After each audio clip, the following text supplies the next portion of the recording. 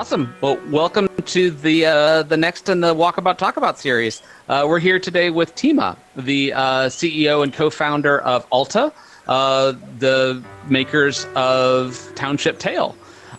So I had to take a stroke already. It was beautiful. It was a wonderful shot. But I'm going to let Tima sort of introduce himself and just talk about yourself, kind of where you, how you got into VR development.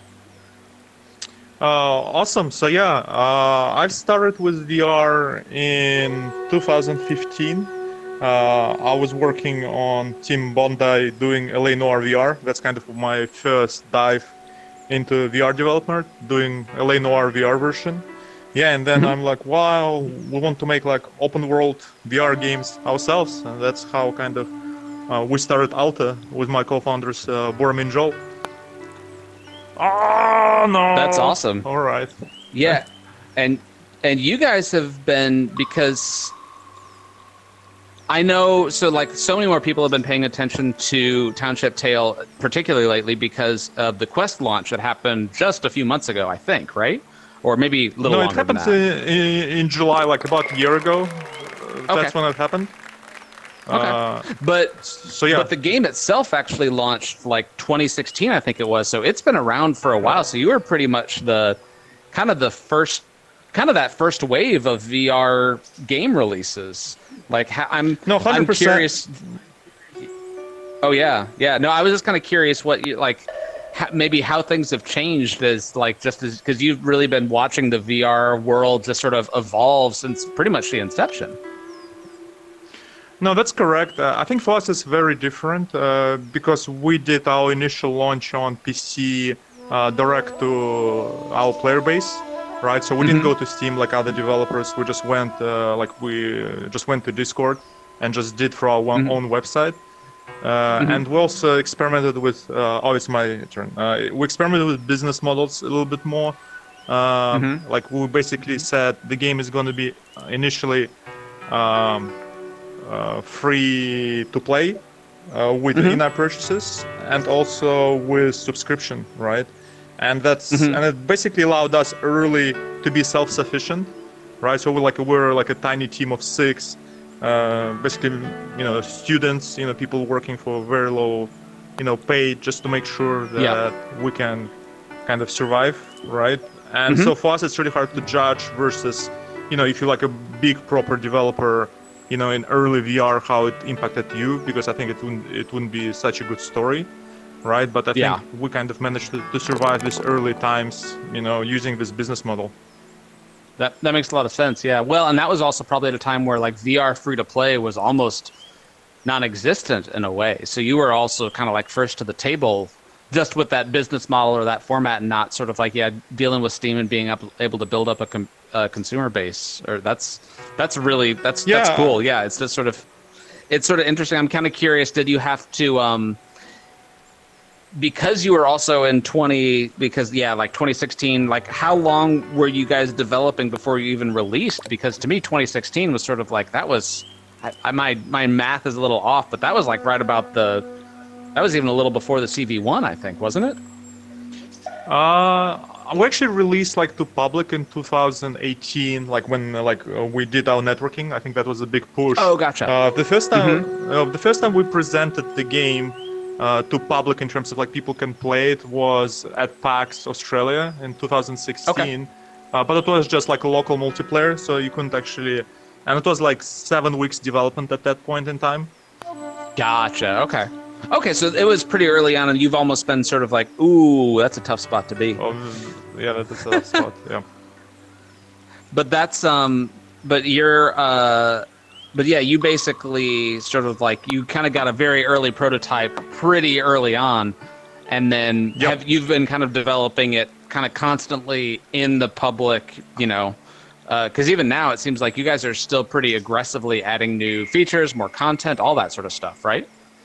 Well, we actually slowed down quite a bit since Quest launch, and the main reason is that the team changed quite a bit. So initially we were like team of 10 before we launched on Quest last year, but team right now expanded in a big way, so we're like around 40, and basically we had to switch from kind of indie ways of doing things Okay, where gotcha. like you can just ship stuff. You don't really worry about the quality to actually proper processes. And our studio still goes through this cycle of basically leveling up. But hopefully we announce something soon. But we're definitely like working on Township Tale and making it more stable, more scalable. So like it's a lot of kind of technical debt work in the last 12 months. Gotcha.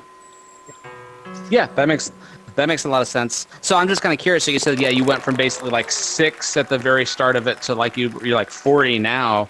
Is it? 40 now. I'm always kind of curious, and this is because myself and a lot of our team actually doesn't come from a traditional game development background. We come mostly from the animation world and film, and we've got a couple of folks from the theme park world. So there's we've released a couple of games, but we're definitely non-traditional. I'm always kind of curious to just sort of hear like what the makeup of that team, like, is it a lot of developers, or is it a lot of more on the artist side of things? Like, how does that sort of like that 40-person team like roughly break down?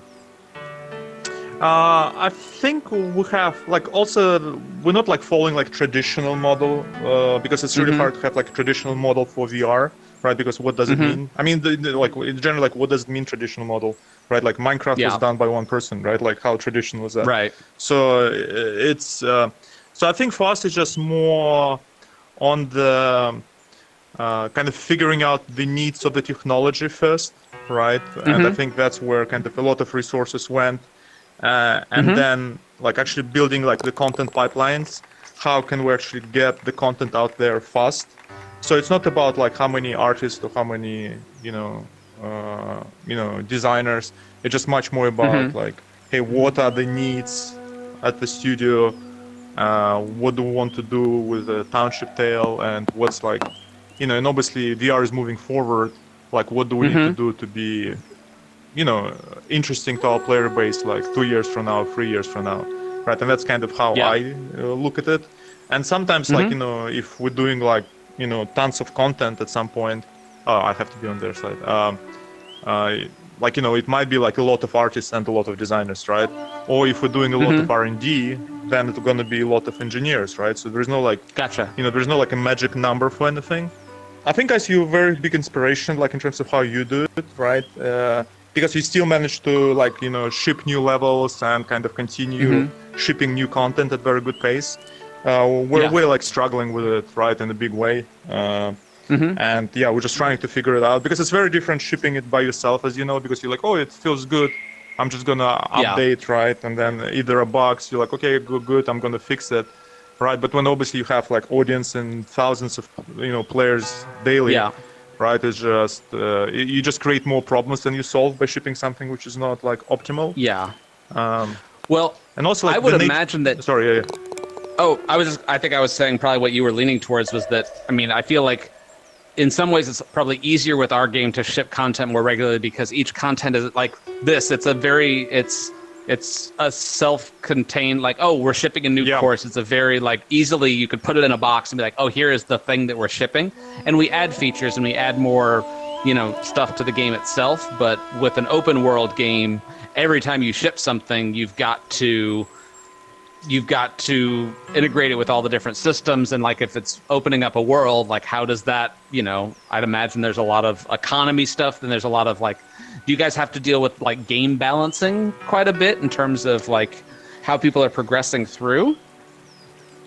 Well, I think for us, like the biggest actually challenge was because initially we're a PC game, right? Like that we were, and then actually coming to Quest was very much like it was a challenge, and then we did it. But kind of our technology was like overall technology was behind by like 18 months, so we had to spend actually merging everything together into the same project, right? And that was like the biggest lift. Because like kind of performance-wise, initially Township Tale was like 100% like a PC VR game, right? So we had like so much more, to play with, and then we obviously had to go to Quest at very, constrained time period, right? Like we had to move like really quickly with small team again, and then like after we launch and it's successful, like it's really hard to ship new content for both platforms, right? If you don't kind of spend a lot of time making sure they work together well.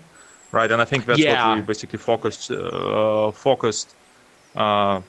for last year. Basically, we had to go and like Unity, upgrading Unity stuff, like a lot of just technical debt, which you never think about. But I don't know. Well, I don't know about you. I think about technical debt a lot, but maybe most people don't. No, I mean by not developers, but I mean like the like the players, the community, right? It's like they're like, okay, your game is awesome. Like, when is the next update, right? And you're like, oh boy, like if we ship something, then it's gonna like break a lot of stuff. Yeah, actually, that's true. That's very interesting because you did have. If you like started development in 2016, like even just how stuff is working from like the code base and like shifting over to like we actually did a big upgrade to the XR, the Unity XR plugin architecture, which I am so glad we did, and it was painful when we did it, but at the same time, like that's where everything is going now. And so I hadn't even thought about that like just the fact that your project has an older code base, you probably got to deal with a lot of just like the new systems that have kind of come along to replace how we do things in VR now. No, 100%, and also like the ecosystem expanding as well, right? So there's new devices coming. There's there's a lot of things happening behind the scene, right? And for me, it's like I'm always thinking about like we are kind of in PS1 generation of VR. Like I know it's Quest 2, but still, this is not it, right? This is just the beginning of it, right? And it's kind of you always need to think, what VR is going to be, not like right now, but oh my god. This is wow. The physics on that is. And technically, it's right. Technically, it's like the chances of that happening it's 1 out of I don't know million. Like I think we have perfect corners in our game, which is something if this were a real sort of like mini golf, there would be like thickness to the carpet that wouldn't like you couldn't get that close. It would squish down and move you to the side probably. Oh my god, like I'll be here for the whole day. Let me actually. I'm just so focused it on will let talking. You cheat that. Look, okay, we don't have to. So I'm kind of curious about something else. So like the open world in VR, I'm kind of curious if you mentioned sort of like not kind of non-traditional because it's VR, but are you guys developing stuff in a fundamentally different way because it's VR? Like, do you use VR as any of your development tools, or does it feel fairly similar to how you would develop a 2D or a pancake game? I think it's always like layers to it, right? Is because you obviously have to have like interaction layer in place. And like for open world exploration layer, and obviously for VR it's going to be very different from like normal game, right? And also like what's your kind of confidence cycle in what you're building, right? Because obviously when you're like a bigger studio, you kind of you're not inventing like something super new all the time, right? You're like, okay, we know how to build the world, right? I mean, I'm pretty sure like it took you a while to figure out how to build the first level of Walkabout mini golf, like what feels good. I don't think there was like a textbook where it's like, oh, you can go and look at other games like, hey, I know how to do it, because either there's like a frame rate issues or, it feels wrong. So like anything is kind of custom in the beginning. Right. But obviously as you learn more developing, you're like, okay, I kind of know what this layer is. And then you're done, right? And then you're like, hey, I want to do more content, and then probably content production is very standard to the normal studio, right? Like, oh, I have my engine in place, I have my content pipeline in place, I have my level editor in place, right? So let's go and do it. So it will be very similar to like a big game, where they have kind of similar tools to produce content, and then but getting to this point is where. That's where the challenge of VR is. Like, how do I make all these tools which work with VR versus a pancake game, right? And you can't go like into Unity store. It's like, oh, let's download these plugins or these tools, because like 99% of them is not going to be applicable. So you have to do a lot of custom stuff. They either don't work in VR or don't quite work within the larger project or whatever render pipeline you're using. We use virtually no off-the-shelf tools. We did, especially the earlier levels, we actually did use a decent number of asset packs, a lot of custom stuff, but on all the later levels, it's almost 100% original now as we're getting... Oh, this is your shot. You beat me on the last hole. No. Oh, really? Oh, I was... Yeah. I'm getting better as time goes by. Takes a little while to warm up to it, but so I have to actually admit, so I've played the game a good bit. It is a deep game, though. Like, I have come nowhere near close to like really sort of like experiencing all of it, just because it's just so massive, and like it really does seem like it's built for people to sort of like spend, you know, hundreds and hundreds of hours sort of like in this, because it is so open-ended, open world. Like, that's the whole kind of allure of that genre. So I'm also kind of curious, like, what is that? Oh, that might go in. Oh, just short. No. Yeah. But yeah, doing an open world like that in VR, like, I'm kind of curious, especially running on Quest and everything. Like, what's the biggest thing that you guys run into as sort of like a challenge with that, and just like how dynamic is it? Just like hitting frame rate on Quest, or is there another sort of like big challenge that you guys are kind of constantly facing? I think frame rate is definitely a challenge, right? Like, there's no doubt about it. But I think like just general content production pipeline, right? Because I remember that's not gonna work. Trying this one. Like, there's like a couple of millimeters on the side you can do here. I remember. Yeah, there's a couple of little ways through, but it's all a little touchy. Mm-hmm. That might do it. Oh no! Oof. No.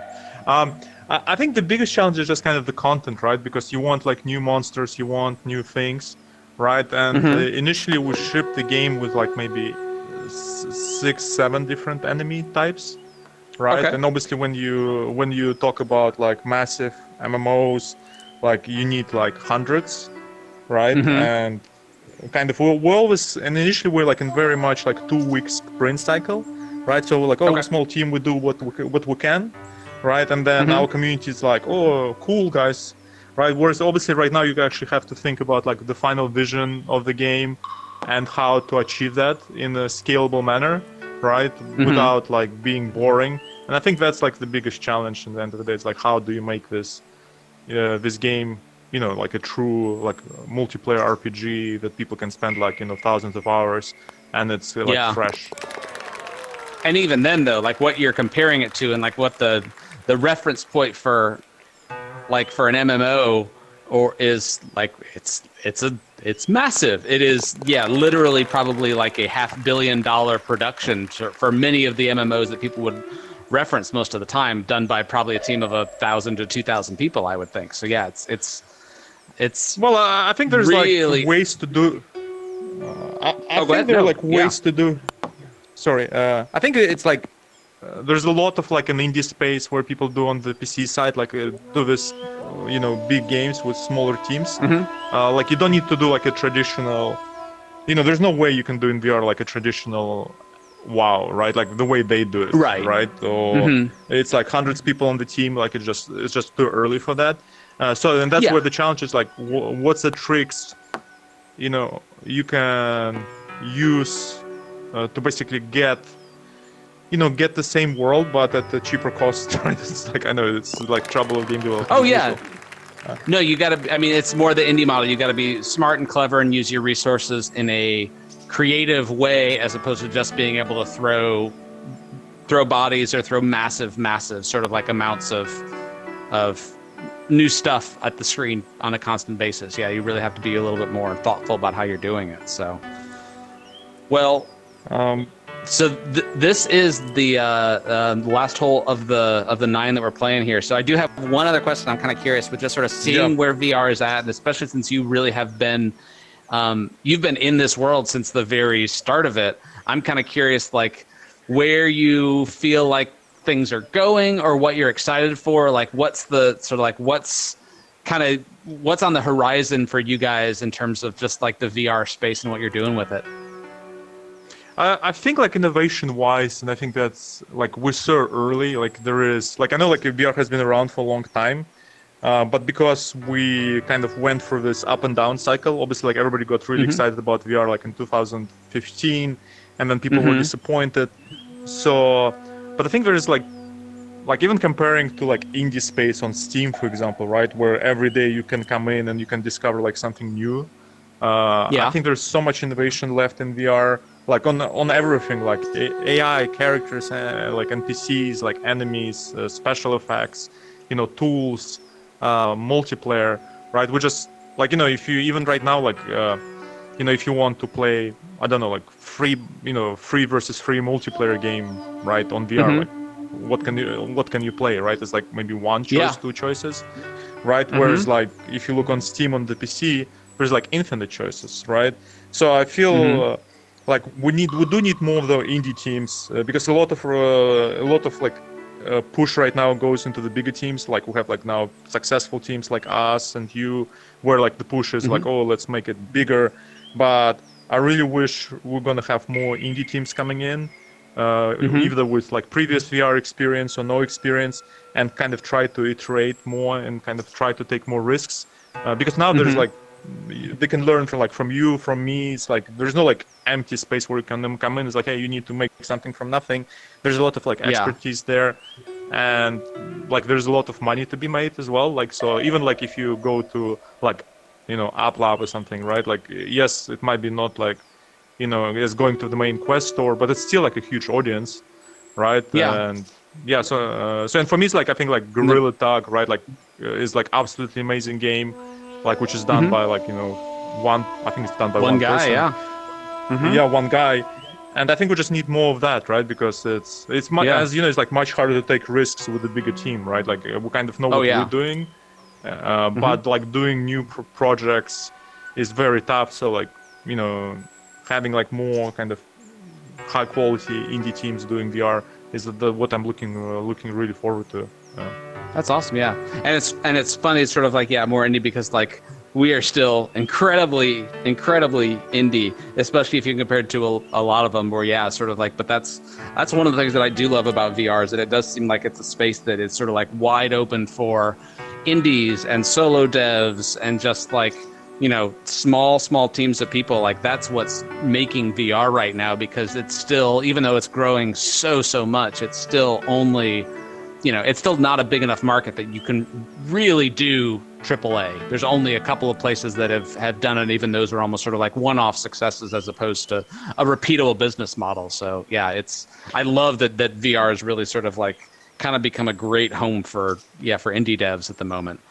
So, but I think if it's like it just kind of like when you ship something successful, right? You kind of own it to your audience to continue doing it, right? So as a result, you're kind of limited in what you can do at the same time, right? Unless you want to start like a second team or do things of that nature.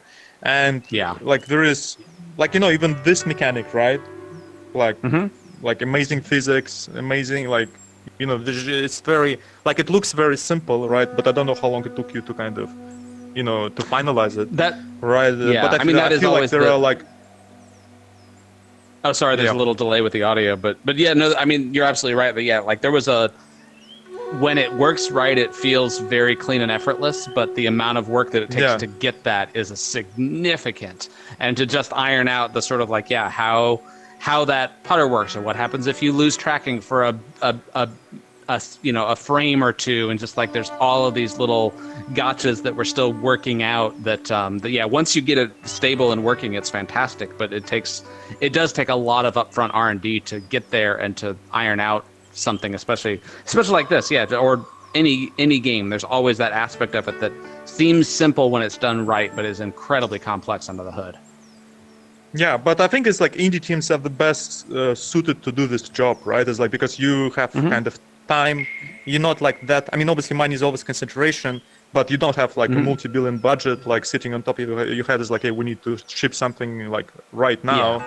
So and I feel like there is like thousands of other mechanics like this that people can do in VR, right? Which are like simple, fun mechanics. Obviously, like mini golf is like I think it's unique that you don't need to explain what it is to the people, right? Like advantage of it that they come in and they're like, oh, I know what to do out of the gate, right? It's not like something abstract, right? Or it's like it's very clear, and that's like advantage from conceptual point of view. Oh yeah. But I feel like there's like gazillions, and especially like with how like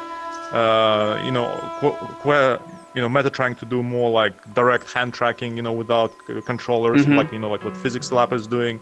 So it's like I feel like there is so much stuff there to do for people, which are like obviously it's high risk on R&D, but it's kind of if you get it right, there is a huge market and huge audience to try it, and even if it's like a small game, like people, because I'm always looking for something new in VR. Like every day, I'm like, what is? And right now, like, because so many people washed out, like kind of only like people who managed to survive this kind of VR winter is around. And generally we're working on our current titles, right? With like, even like anything above like 5 people is a big team in my mind. Yeah. Because like it's a lot of money VR. if you multiple. In VR, and so like as soon as you have that number of people, it's like suddenly it's like it gets a little bit stressful. But if you want to developers like a programmer / designer and artist, like I think you can really do a lot in that space. Well, thank you so much for for joining us and talking to us. But yeah, anything you want to plug? Anything you guys have coming up, or anything at all that you want to say? Well, not yet. I'm under embargo, but we should be stuff coming in the next month. Announcements to our community. I know people are waiting for stuff, but we're kind of getting there. But it takes a while. Awesome. But again, thank you for inviting, and good luck with the project. And if you have guys anything new, I'm always up for alpha, beta, zeta, whatever. Okay. We'll send you an alpha next time we got a new course come out. So awesome. Cool. All right. Well, thanks so much, Tima. And thanks everybody for watching.